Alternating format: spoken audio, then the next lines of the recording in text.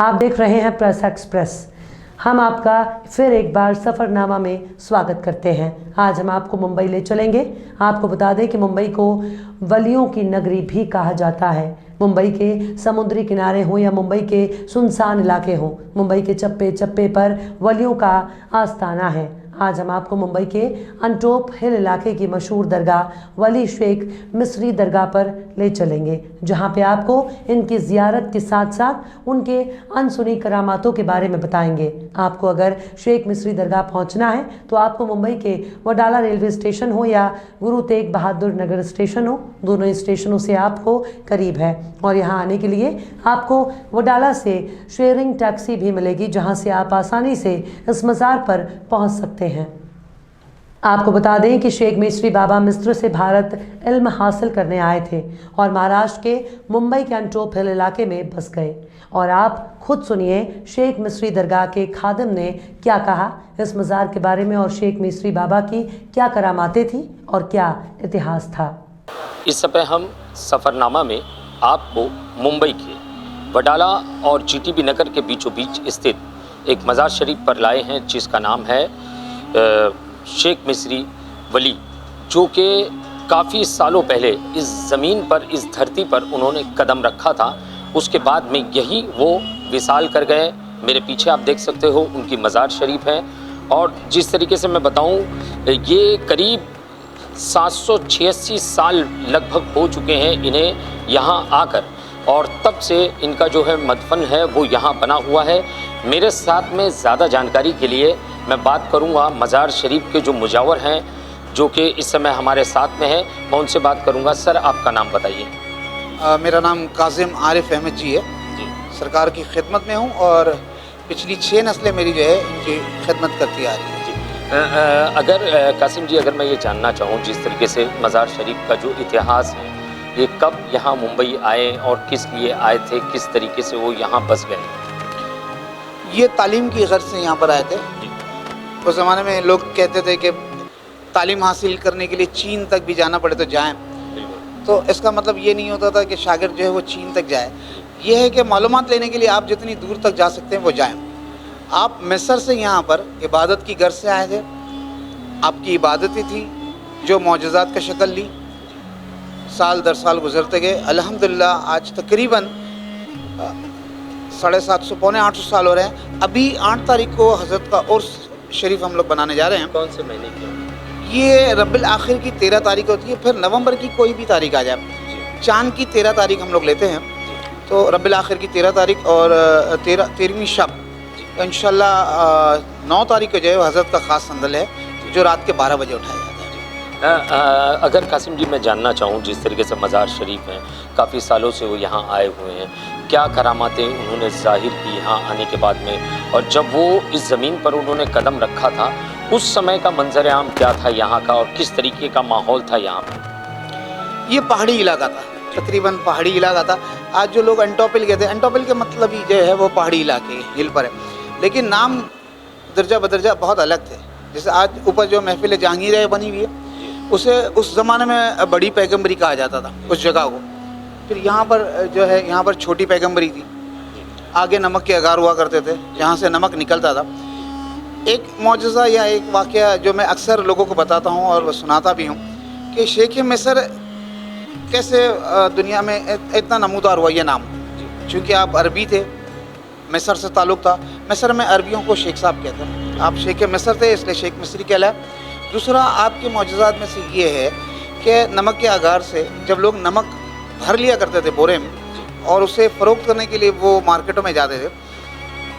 हज़रत का पहनावा मेरे बाप दादा कहते हैं कि सफ़ेद आबा पहनते थे, इमामा शरीफ था, कद्दावर शख्सियत थी माशाल्लाह, जुल्फ़े थी आपकी, मिस्र से थे ताल्लुक़, सुर्ख रंग था इनका। आप उन लोगों को ये कहते थे जो कठारे में बैलगाड़ी के साथ जो लगता था, उनको ये कहते थे कि जब भी इसके दाम करो तो इसे जो है फ़रोख्त करना तो मिस्री के भाव करना। चूँकि लोगों ने नमक भरा होता, वो आपसे कहते भी कि हज़रत हमने अभी नमक भरा है, और ये कैसे कहते हैं कि ये मिस्री है और मिस्री के भाव से ख़रीदें। आप कहते थे अगर मेरी बातों का यकीन नहीं आ रहा है, आप बोरे खोल दें, और सारे बोरे जब खोल दिए जाते थे तो वो मिस्री हो जाते। یہ سرکار کا شکر ہو جاتی تھی. یہ معجزہ ہے کہ اس وقت بھی غریبوں کی جھولی آپ اس طرح سے اللہ کے وسیلے سے بھر دیا کرتے تھے. اگر میں قاسم جی جاننا چاہوں اور کوئی کرامات جو حضرت نے یہاں آنے کے بعد میں دکھائی ہو جو مشہور ہوئی ہو. بہت ساری کرامتیں ہیں ان کی. آج یہ موبائل فون جیسے لوگوں میں چھوٹے چھوٹے بچوں کے ہاتھوں میں ہیں, اس کہتے ہیں وہ اچھا بھی ہے, لوگوں کے کام بھی آتا ہے. موبائل سے کافی بری چیزیں بھی بچے لے لیتے ہیں. موبائل سے مطلب یہ ہے کہ لوگ جو ہے اس کو لائیو دیکھ سکتے ہیں. اگر میرے کوئی رشتہ دار گلف میں ہے یا یورپ میں ہے, میں فوراً ان سے بات کر سکتا ہوں. سرکار کے معجزے سے بہت پرانے ہیں. میں بتا رہا ہوں, یہاں پر سم انڈیا کمپنی تھی, ٹرافیکل ہاؤس. یہاں پر لوگ جو ہے اجرت کے لیے دور دور سے لوگ کمانے آتے تھے. انسان ہر حال میں رہتے ہیں, کچھ فرشتہ صفت ہوتے ہیں, کچھ میں شیطانیت ہوتی ہے. یہاں کے جو اونر تھے, جو سم انڈیا کمپنی ہے, وہ جن عورتوں سے یا آدمیوں سے کام لیتے تھے, ان کی نگاہ میں ایک ایسی عورت کھٹک گئی تھی جس کا دل ان پر آ گیا تھا. انہوں نے اس کے شوہر کو چھٹی کروائی اور اس عورت سے کہا کہ آگے کا کام جو ہے وہ اس علاقے سے دور ہے, تو تم وہاں جا کے کام کرو. اس نے اپنے شوہر سے اجازت لی کہ یہ مالک جو ہے وہ اس طرح سے کہہ رہا ہے. انہوں نے اس سے اس کی بات پوچھی تو کہا کہ بھئی کوئی مسئلہ نہیں ہے, آپ ایک دو روز کا کام ہے اس کو وہاں بھیج دو تاکہ وہاں عورتوں کا کام ہے, تو یہ چلی جائیں گی. لیکن اس کی نظر خراب تھی, وہ اپنے مقصد سے وہاں سے بھیج رہا تھا. وہ شخص کافی پریشان ہوا جب رات تک اس کی بیوی کی کوئی خبر نہیں ہے. تڑپتا بلکتا کہاں جاتا, کیا کرتا.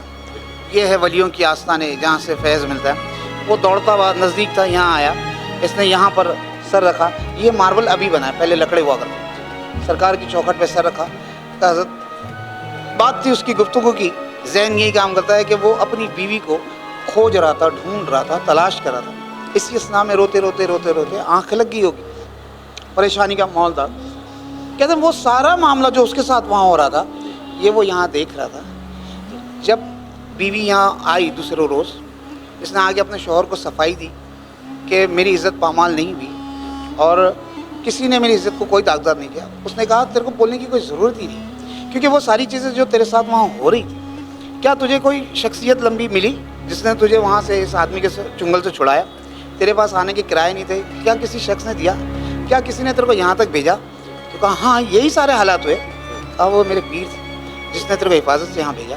موبائل آج نکلا ہے, میرے سرکار کے معجزے بہت پہلے سے, اور کئی ایسے واقعے ہیں. اگر کچھ واقعوں کے بارے میں جاننا چاہوں, جیسے مشہور میں نے سنا تھا کہ سرکار جس سمے تھے اس سمے شیر بھی آیا کرتا تھا, یہاں پہ پہاڑیاں ہوا کرتی. بالکل بالکل.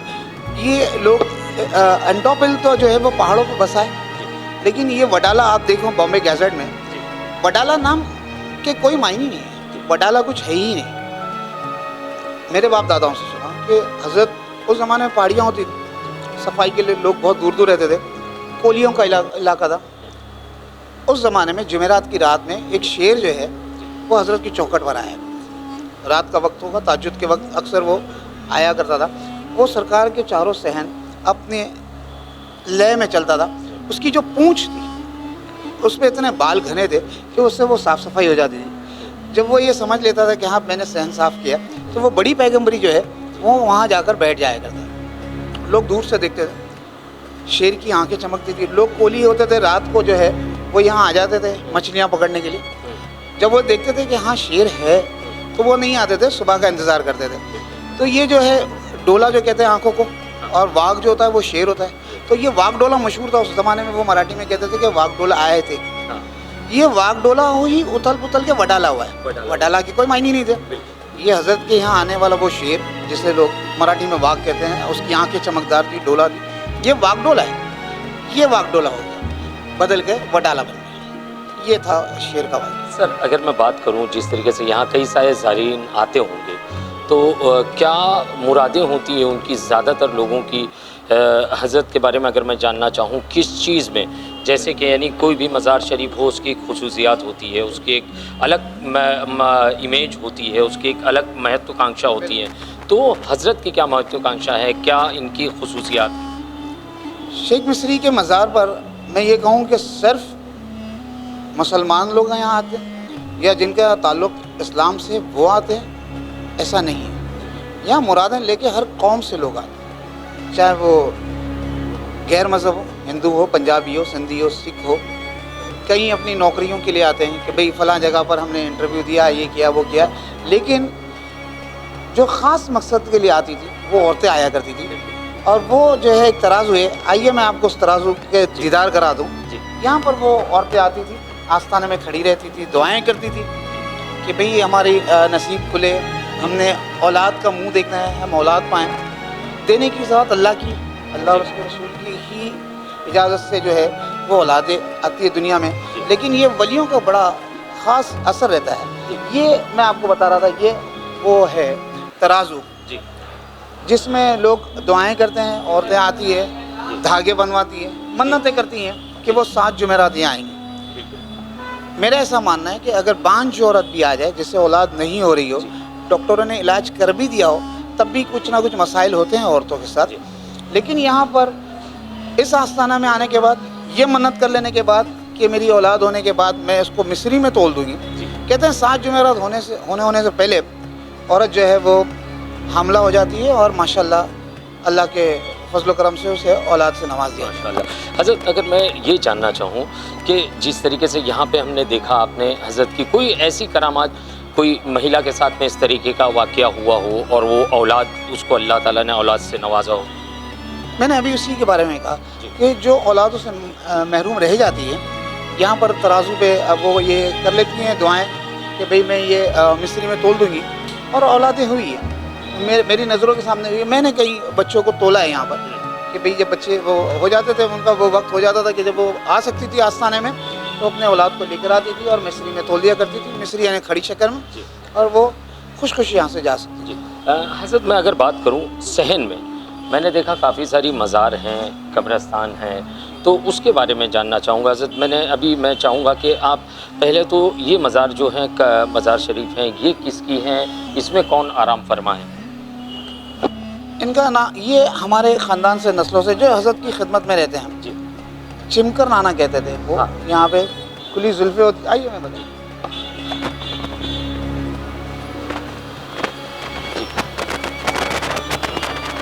ये वो चिमकर नाना की मज़ार है, पुरानी तकरीबन पौने 200 साल हो गए। जी, मेरे वालिद, मेरे दादा ने ये मज़ारें देखी है, जी, शायद उसी वक्त ही होगी, आप यहाँ पर खिदमत किया करते होगे, तो यहीं दफना दिया गया था। जी, ये हज़रत मलंग शाह रहमतुल्लाह अलैह पुराने सालों के हैं, तकरीबन 350-400 साल हैं।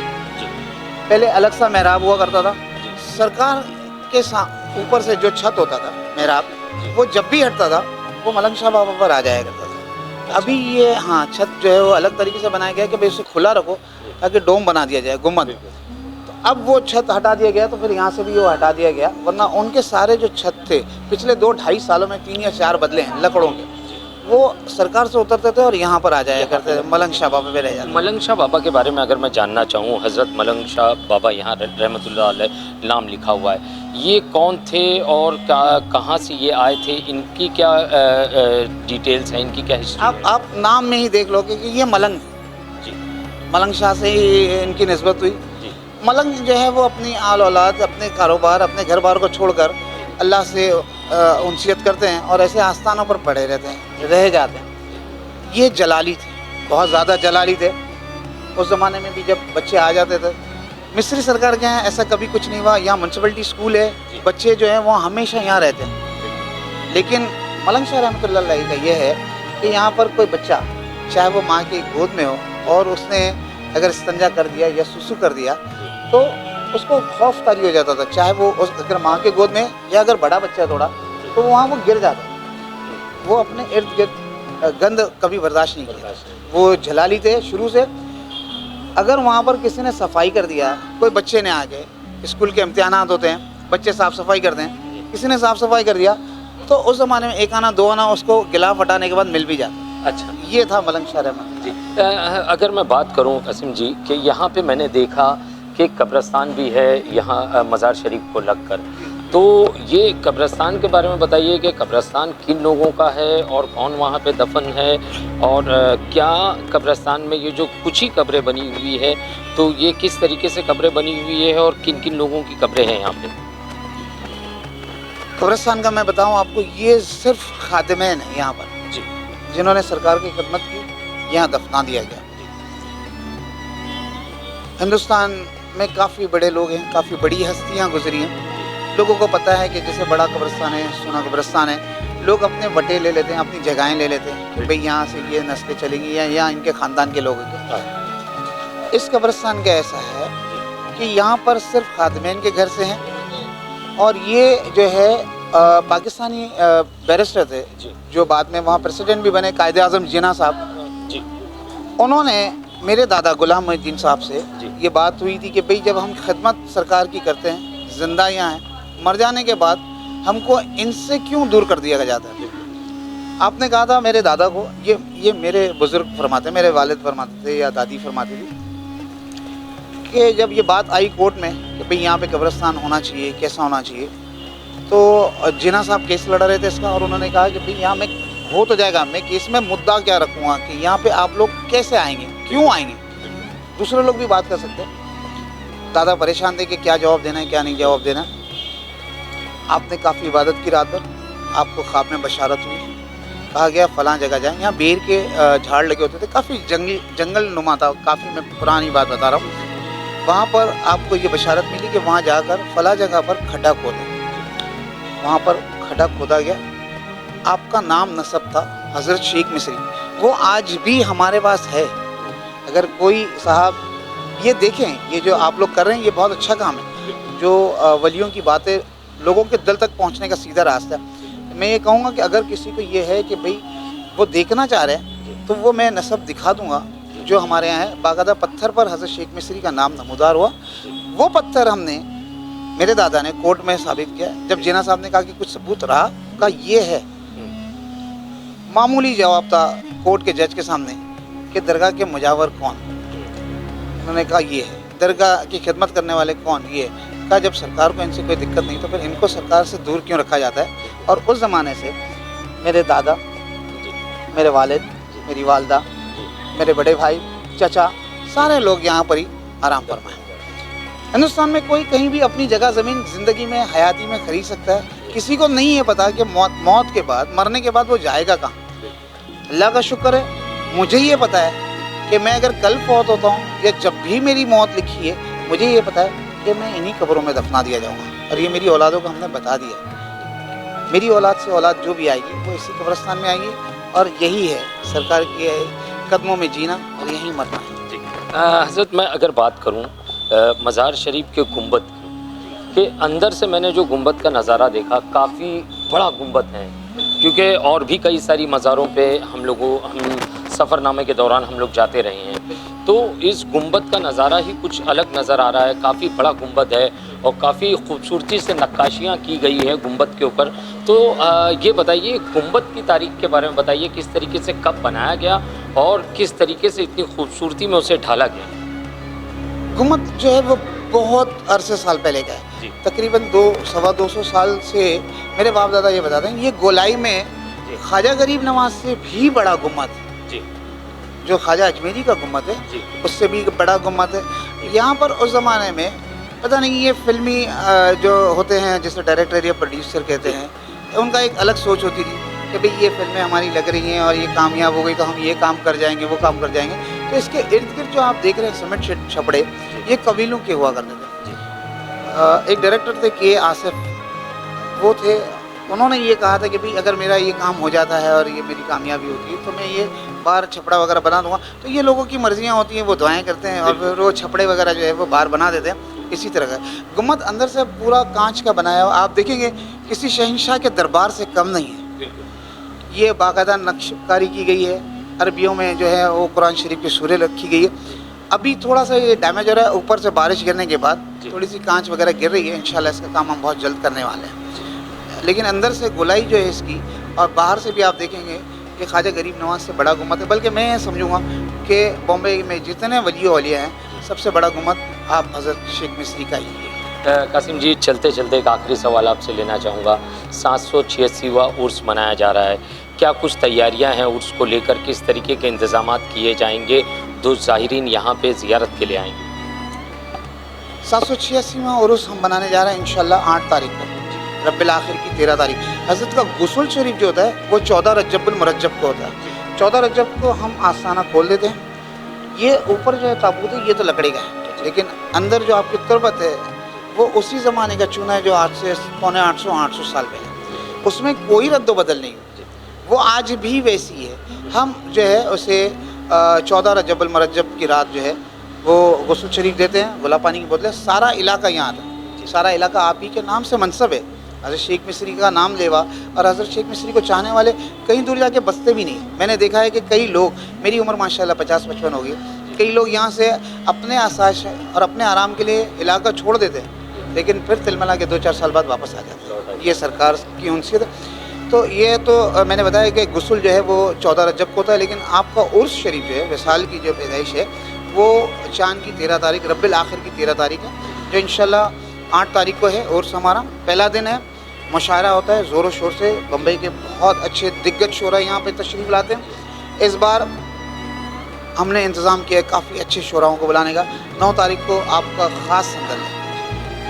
जब इंदिरा गांधी फौत हो गई थी 1985-84 की मैं बात बता रहा हूँ, सारा बॉम्बे बंद हो गया था, पता नहीं वो एक हादसा था या जो भी था, सारी चीज़ें बंद हो गई थी।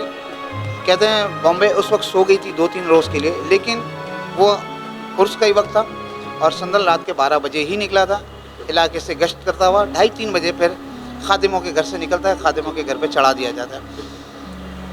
इस बार भी इंशाल्लाह और उस जो है ख़ास संदल हम ज़ोर शोर से बनाएंगे।